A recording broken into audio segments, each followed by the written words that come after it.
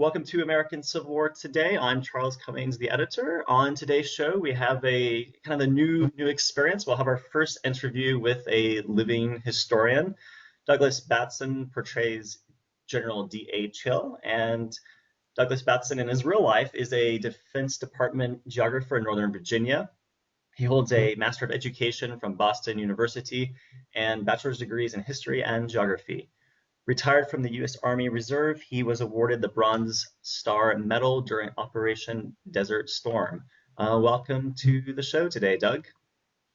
Thank you, Charles. Pleased to be here, and pleased that you called me D.H. Hill and not A.P. Hill, as so many who meet me at events think who I am portraying, the much more famous Powell Hill. But you're not, I assume you're not wearing a red shirt there, are you? I have no red shirts in my wardrobe. Oh, well, that's just terrible that they could get that confused. I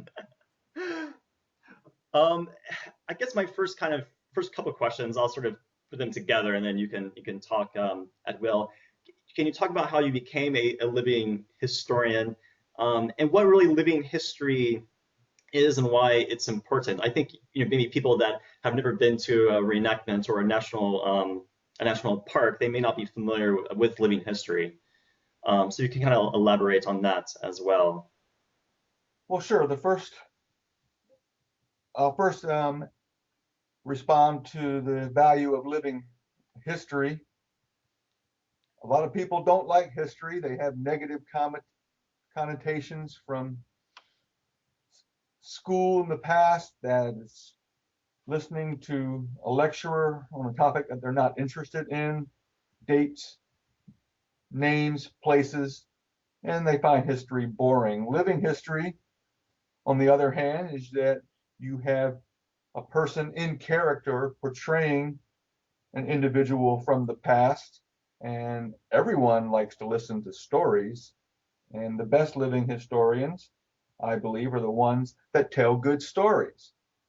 So how did I become a living historian? Well, I have not been doing this very long at all. I got the idea in 2009 when my wife and I participated in an event at Harper's Ferry to mark the sesquicentennial of John Brown's raid. And there was a tour slash history event all day where the 24 participants each portrayed one of John Brown's followers. So we had to assume that person's character, and we had about a page bio sent to us and a few lines to utter, very few at the appropriate time. And my wife and I became two of John Brown's own sons, and we snuck into Harper's Ferry by torchlight and lantern at night and occupied the engine house until the end came. So I thought then, wow, for the sesquicentennial of the entire Civil War coming up, I think I would like to be a living historian myself, and I want to portray someone that no one else is portraying. And asked around about D.H. Hill because in that same year, most serendipitously at a used bookstore in Omaha, Nebraska, while I was just passing time, I found a out-of-print biography on Danial Harvey Hill, the much maligned Confederate general, and later learned that this is the only wartime biography on D.H. Hill, whom history had not been kind to, but such a colorful character, the only Confederate officer to be drummed out of both the Army of Tennessee and the Army of Northern Virginia. His sarcastic wit, his sharp tongue, his critical spirit is full of good one-liners. He wrote profusely before and after the war as a newspaper and magazine editor. So there's a lot of original material that he wrote that makes his speech patterns and his vocabulary easy to assimilate. And I found out no one is indeed portraying him. In this area, Charles, we have a lot of General Lee impersonators, General Jackson and Longstreet, but no one portraying the much vilified Danial Harvey Hill, the addressee of the Lost Dispatch, Lost Order 191. And just last month, where we met at Sharpsburg, I really enjoyed the weekend there on the sesquicentennial of the Sharpsburg battle and got to speak to audiences at length uh, about the greatest blunder, the greatest mystery of the American Civil War. Yes, I was there for that. It was a very interesting presentation. I just kind of want to go back to one comment before about Harper's Ferry. For people that have not been to Harper's Ferry, and I wrote about this in the Antietam 150 review. I think it really is one of America's gem of a place. Really, it's just such a spectacular location. And I think it has a very kind of moving experience for people that visit there. Just so much history there, all the way from George Washington to and to the really the state of the place now. It's been kept in such a splendid condition. Although the nature, of course, is different now than it was in the 19th century. Anyways, back to General D.H. Hill. So I guess you kind of already answered was my next question as well, is like why choose D.H. Hill? Call for character. No one else is really doing it. Let's just kind of go ahead and move into General D.H. Hill's life, and I'll let you kind of elaborate at will here. Well, again, I chose General D.H. Hill because I have affinity with the man. He is a very educated man, a man of languages and letters, so that resonates with me. He was a religious educator and wrote treatises on the Christian faith in the antebellum years, and I too am a Christian educator. And he dared to criticize his superiors, the Army commanders, and even the President of the Confederate States, Jefferson Davis, who actually had him removed from command for 15 months. But back to his early life, he was raised in genteel poverty in York District of South Carolina, the youngest of 11 children. His father died when he was a small child, and the only way to get an education, as the family was not wealthy, was to go to West Point, a path of last resort. And he was in the class of 1842 with future Civil War generals Longstreet and Gustavus Smith, and on his side, and opponents George Sykes and Rosie Rosecrans on the other side. And soon after was in the Mexican War, and he did not like how the administration was prosecuting the war, and under a pseudonym, he sent scathing articles to the Charleston, South Carolina Mercury on how volunteers were ravaging the countryside and shaming the nation, but yet the Polk administration just glorifies these volunteers when, in his mind, they're a bunch of thugs and criminals. And no credit goes to the professional soldiers at all. So D.H. Hill was one of the first ones in, fighting with General Taylor, and then finishing with General Scott on the path from Veracruz to Mexico City. He was twice breveted for gallantry and became a brevet major. Again, he was first one in and last one out, and was much overdue for some leave time, and went back home and was visiting relatives. And there he met the daughter of the founding president of Davidson College, the Reverend Robert Hall Morrison, in around Charlotte, North Carolina. And they married and had 9 children, 5 of whom survived until adulthood. And he became a mathematics professor, first at Washington College in Lexington, Virginia, and then moving on to Davidson, and did such a good job of instilling discipline there that after the John Brown's raid on Harper's Ferry, the governor of North Carolina wanted a military institute like VMI in Lexington, and called on Major Hill as the first superintendent.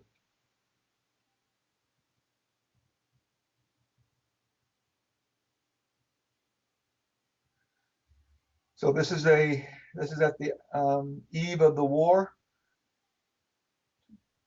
D.H. Hill as superintendent and his faculty of 3 or 4 and his cadets were called to drill the first volunteers that were streaming into the Raleigh area at Camp Ellis, named for the then governor. And Hill was elected colonel of the 1st North Carolina and saw the first action of the war at Big Bethel near Yorktown, Virginia. This is 6 weeks before his brother-in-law, Stonewall Jackson, gained the fame at 1st Manassas. So Hill became a hero and was promoted to brigadier general. Later, he was in this area, Charles, as departmental commander in Leesburg, and then with the Confederate withdrawal from this area in March of 1862, went to the peninsula with Joe Johnston's army and fought that retrograde action. And then at Seven Pines, it was his division that routed the Federals on day 1, but Johnston's wounding and miscommunication with Longstreet didn't allow any reinforcements to support his successes on the first day, and he was deeply disappointed. And like other officers, not exactly enthusiastic that Robert E. Lee was named the new Army commander. Really? Okay, that's interesting. In the 7 days battles, it was Longstreet, Jackson, and the 2 Hills, AP and DH Hill, that were called to the Dabbs House, General Lee's headquarters outside of Richmond. Those 4 division commanders would attack north of the Chickahominy River, and there at Gaines Mill, Hill's forces shone rather brilliantly, while his brother-in-law, Stonewall Jackson's, lagged behind and were often late and not in the fight at all. But it was at Malvern Hill on the last day of those 7 vicious days that Hill's men were funneled into a furnace of canister and shot in a very poorly coordinated and planned assault on a hill with all of the Union artillery placed on it. And Hill remarked after the war that this was not war, it was murder. Yes, Melbourne Hill. Yes, yes. Criticism of Robert E. Lee quickly had him removed from the Army of Northern Virginia, and he became departmental commander in his adopted state of North Carolina, with responsibility to the south bank of the James River. Hill moved his headquarters to Petersburg and deemed Petersburg to be the key to the southern approaches to Richmond, began the fortifications that 2 years later proved to be so formidable that after Cold Harbor, 2 Union corps quaked in their boots at the thought of assaulting them, and thus began the long siege. Hill, as a literary man, was selected to co-author the Prisoner of War Exchange Protocol with his federal counterpart, John Adams Dix, for whom Fort Dix in New Jersey is named. So the Dix-Hill cartel, as it's called, governed how many enlisted men, for example, would be exchanged for a captain, a lieutenant colonel, a general, and the answer to the latter is 60 men for a general. Wow, okay. Hill was surprised to be called back to join the Army. He was not at 2nd Manassas, but reinforced General Lee's Army in September of 1862. His division was the first to cross the Potomac and bring the war into Maryland. And because his wing commander, his brother-in-law, had fallen from a horse and was so badly bruised and could not ride, it was D.H. Hill who directed the march and the seizure of Frederick, Maryland. And there, when the Army was camped on September 9th, that General Lee issued Special Order 191 that divided the Army into 5 parts. And some days later, a Union soldier found it wrapped in cigars, and it was passed up the chain of command. And as I mentioned last month at Sharpsburg, No one knew about this lost order on either side for 6 more months. So I argued vehemently that it did not factor in the Sharpsburg campaign. General Lee wanted to fight a battle where one needed not be fought. Well, I mean, the General McClellan knew about it, but no one on the Confederate side. Is that what you're saying? Well, General McClellan did not inform his fellow officers about it. So Oh, okay, I okay. cannot say that the Union generals were lamenting the fact that they had not acted sooner on the order once it was found. McClellan kept it to himself. Right. And then he testified later in a congressional hearing about it. Is that correct? Yes, much to the mortification of Danial Harvey Hill, whose name was on the order as the addressee. At Right. the time, there was no lost order. He had a copy of it written in the hand of his own brother-in-law, his wing commander. So there was not going to be blame cast on General Lee for failures in the Maryland campaign, nor on any Virginia general, but on one D.H. Hill, who won no friends in Richmond and no friends in the Army, again, due to his critical spirit and his sarcasm. Well, I want to ask you about that. I mean, what Stonewall Jackson was his brother-in-law. Is that correct? That's correct. I mean, how was their I guess you say professional relationship? I know that they were both very religious. I think they were both um, They were Presbyterians at that staunch time. Calvinists, both of them. Well, that's a great question, Charles, because I have a talk in which I explained that there would be no Stonewall Jackson had it not been for D.H. Hill.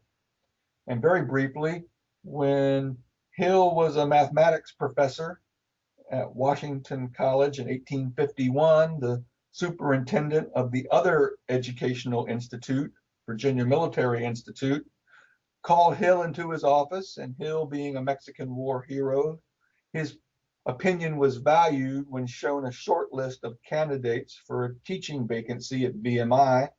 And Hill told the superintendent, "You can't go wrong with Thomas Jonathan Jackson based on the man's character alone." So Tom Jackson got the job, but proved to be inadequate as a teacher. As we all know, his students made fun of him, calling him Tom Fool. He just wasn't very effective. So it was D.H. Hill who tutored his friend. And in one of these sessions, Jackson met his future wife, his second wife, Hill's visiting sister-in-law from North Carolina, Mary Anna Morrison. Jackson, upon arriving in Lexington, was also unchurched. Though a believer in the Lord's truth, his orthodoxy and doctrine were very questionable, and it was Hill's influence and bringing him to the Lexington Presbyterian Church, where he underwent the Westminster Catechism, that shaped his Christian faith and made him the hero that we know today, Stonewall Jackson. And none of that would have ever happened without D.H. Hill. All right. I mean, kind of moving on. When was General Hill transferred to the Army of Tennessee? Yes, he resigned his commission as a division commander on January 1st, 1863, after the Battle of Fredericksburg, where his division was held in reserve, citing poor health reasons. But even though some in the Army of Northern Virginia were glad to see him go, others valued his services and tactical ability and played the right card to get him to reconsider and stay with the Army and become departmental commander of North Carolina. There had been a raid from New Bern toward the Wilmington, Weldon, Richmond Railroad in December of 1862. And the governor and even President Davis, Secretary of War Seddon, thought that D.H. Hill would bring much good to bringing some stability to North Carolina. Going to the summer of 1863, General Lee was taking all the troops he could with him on the Gettysburg campaign. And again, General Hill's departmental command extended all the way up to Richmond. So while Lee's army was in Pennsylvania, the Federals tried to move on Richmond. And it was D.H. Hill who turned back Federal probes and became a hero, at least to the Richmond citizenry and Jefferson Davis, and was appointed lieutenant general. He had been passed over the previous fall, and then was sent to the Army of Tennessee and commanded a corps in that luckless army's only victory of the war at Chickamauga. But the generals in the army were so upset with the Army commander Braxton Bragg that they circulated a petition, and 10 of them signed it, asking Jefferson Davis to remove Bragg, who could not believe that they had won the day and failed to follow up the retreating Federals limping back to Chattanooga. Well, President Davis took a train down to Georgia to get to the bottom of the unrest and insubordination of the generals in that army. And in his mind, it was D.H. Hill who had instigated that petition. Hill had signed it, but swore that he did not initiate it. Well, someone had to take the fall, and again, it was D.H. Hill, who was drummed out of the Army of Tennessee, where Bragg remained in command only to meet disaster at Chattanooga. All right, and then General Hill was mostly inactive the rest of the war, but I recently read that he was at the Battle of Bentonville, and I just didn't know if you could maybe comment on that and what his status was there. I'm sorry, I missed the name of the battle. The last battle of the Army of Tennessee, the Battle of Bentonville in North Carolina. Bentonville, yes. Well, Hill did not want to grovel to Richmond for a command, and he waited for one to be assigned to him throughout all of 1864. It did not come. But when General Sherman invaded his home state of South Carolina, and his adopted state of North Carolina, he couldn't sit at home anymore.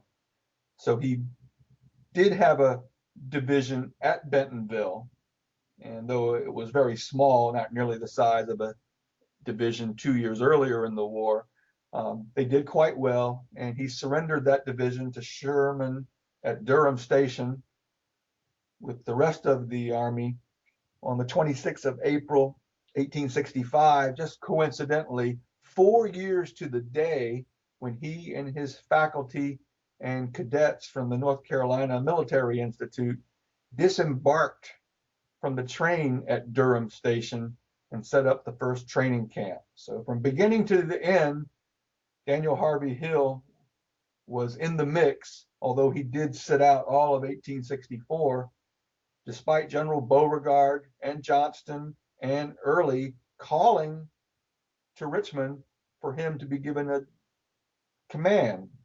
Other generals were falling by attrition, and they asked for D.H. Hill by name. The telegraph came back from Richmond, "We will send you another general." D.H. Hill was in the doghouse. Okay. What did General Hill do after the war?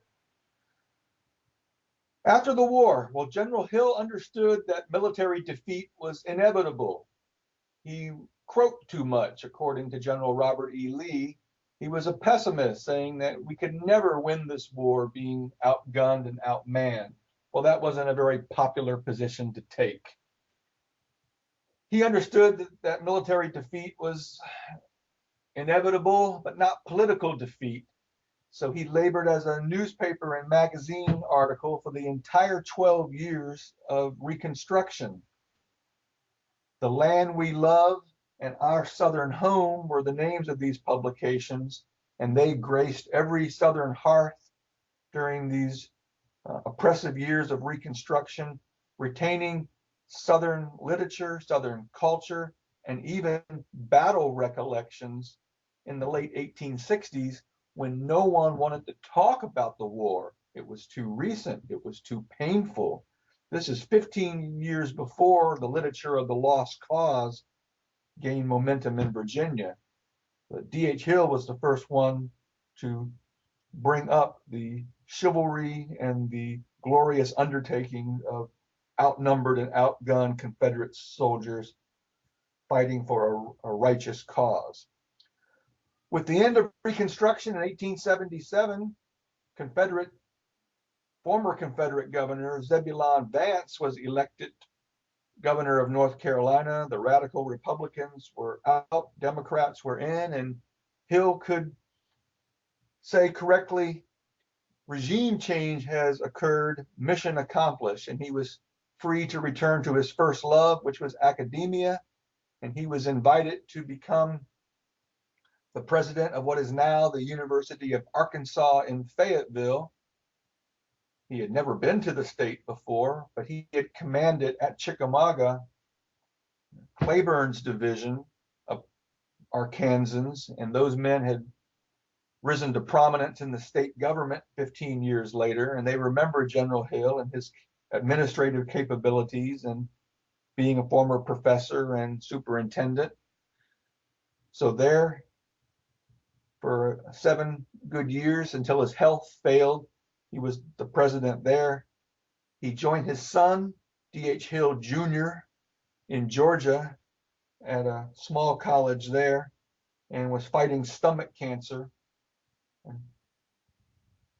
He was admonished to take it easy and to rest, but he thought it would be better just to stay active as long as he could and bear the terrible pain for which there was no cure at the time before succumbing to it in 1889. All right. Well, thanks. That's a great overview with lots of very interesting details on General D.H. Hill's life. I kind of just kind of briefly move back to you. I know. So, how often are you out doing living history presentations? I guess you're kind of probably pretty busy right now, considering all the anniversaries. Yes, for 1862, which would have been D.H. Hill's finest year, I have been busy.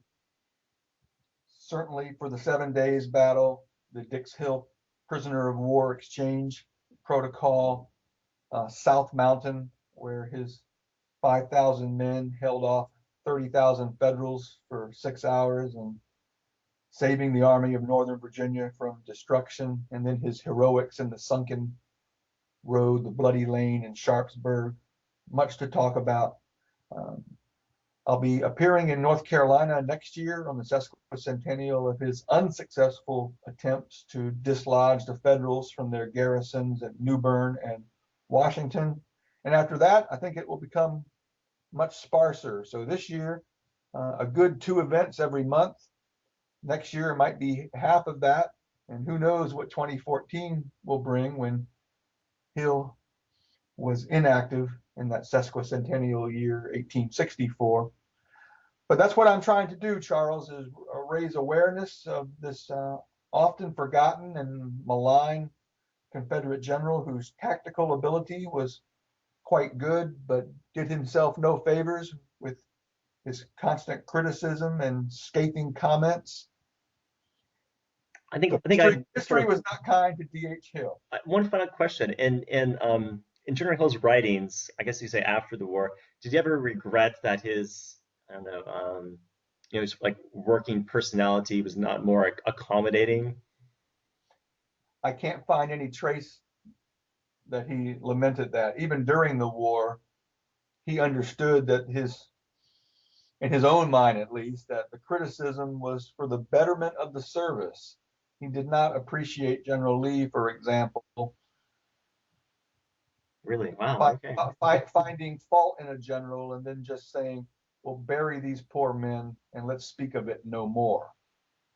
Right. Hill wanted an after action review, lessons learned, that there was some learning from these mistakes, and just not talking about them, sweeping them under the rug did not sit well with him.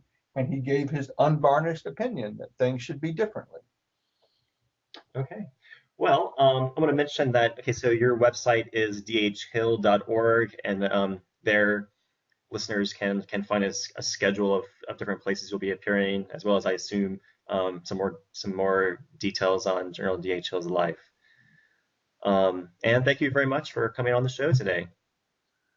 Thank you, Charles, for the opportunity. Okay, have a great day. Likewise.